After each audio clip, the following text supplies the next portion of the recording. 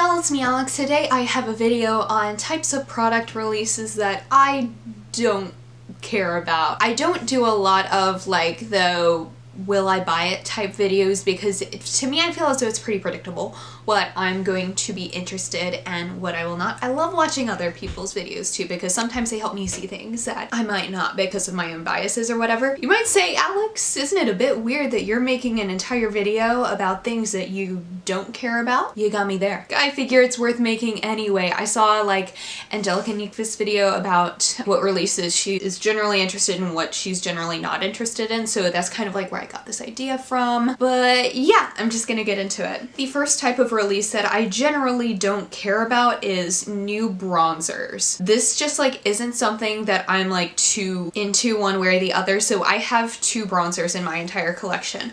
My Too Faced Chocolate Soleil bronzer and my Milani Baked bronzer, and that is legitimately all I feel like I need. Heck, I only really even use a Too Faced one because I don't feel like I need a glowy bronzer and I don't see that much of a use for having different bronzers in your collection. Are there a few that I've seen that I have my eye on that perhaps when I finish up my Too Faced bronzer that I might get, like, yeah, you know, if I didn't have that I would get like the Anastasia one or the Becca one that I've heard a lot of things about. I'm a little bit interested in the Milk like stick bronzer, but that's just because everything they make is in stick form and that's really intriguing. But yeah, I just don't see that much of a need for me to like get super duper interested in new bronzers. The next one might come as a little bit of a shock to you, but I am kind of bored with the whole weird highlight trends. I'm saying that I'm bored with that when I would like, not to be dramatic, but I would like literally die for every single light champagne-y gold highlighter ever, because that's what my entire highlighter collection kind of looks like. So I have the Kat Von D Alchemist palette. To me, that's kind of all I feel like I need. I don't use them on my cheekbones a whole lot except for like the pink opal one, and the rest I kind of use as like an inner corner highlight, or if I'm doing like a weird like avant-garde look, I'll use the other like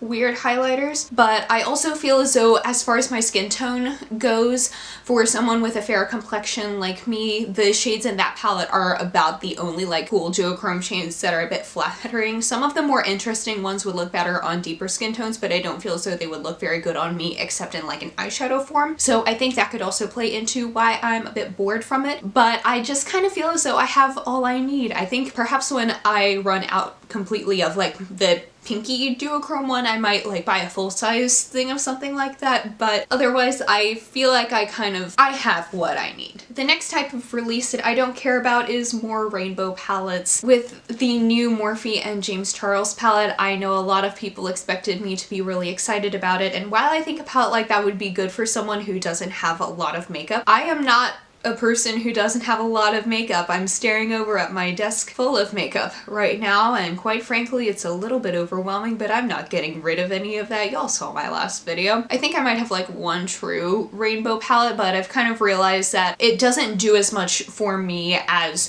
a really interesting color scheme. Something a little bit more curated is what I go for. So something like the ColourPop Good Sport palette, which is what I have on today, Viseart Dark Mattes, the Juvia's Place palettes, things of that nature. I can use a good like curated bright color scheme, but I don't really feel the need to have on a full range of rainbow colors because it's just not that creative to me, and I like having the more interesting color schemes because usually the rainbow palettes are laid out in the same way every single time. But with the more unique color schemes, they kind of put colors next to each other that I might not otherwise think of. The ColourPop Good Sport palette, I wouldn't normally think to put like purples and greens and golds together in the way that was laid out in the palette, but now that I have, I'm like, whoa, that's actually really cool and unique. So that's what I prefer to rainbow palettes. I do not care that much about primers. I have my NYX Angel Veil primer. I might want something glowy for the winter. I love me a good setting spray. Like setting sprays I actually find interesting and trying new ones of those, but primers, I feel like that's one of those things that for me personally, if it ain't broke, don't fix it. NYX Angel Veil ain't broke to me, so I ain't gonna fix it. And that's all I have have to say about that. I should have put this one back with the rainbow palettes, but I don't care that much about huge palettes. Again, Morphe James Charles. Great for someone who doesn't have a lot of other makeup, but for someone like me, that would add a level of anxiety to makeup for me that I don't want.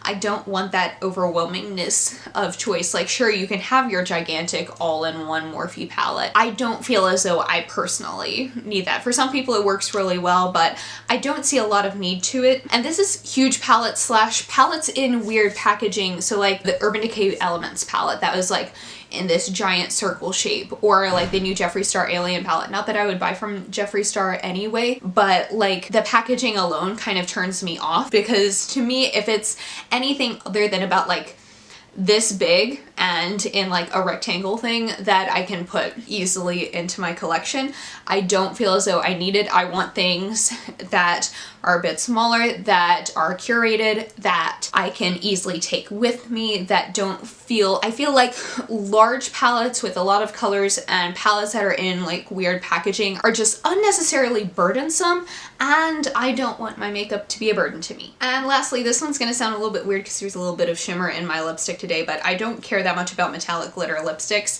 I feel like with the fact that I do so much dramatic eye makeup, for me to put anything other than something matte or satin on my lips, it just gets so distracting, I think. So you can see how shimmery my eye makeup is right now, and imagine if this lipstick were like glittery instead. I feel as though that's just too much. I have a couple of like metallic glitter lips just because like, and those are shades that I find so unique and interesting that I keep them, but I definitely don't reach for them as much as I do my other lipsticks, and I don't know, I just don't see that much of a need for them in my collection because I'm already so dramatic. I don't need to like hurt people's eyes worse than I already do. And that is it for this video. Thank you so much for watching. Please be sure to give this video a thumbs up if you liked it, and subscribe down below if you want to see more videos from me. And I'll see you on my next one. Hope y'all have a wonderful day.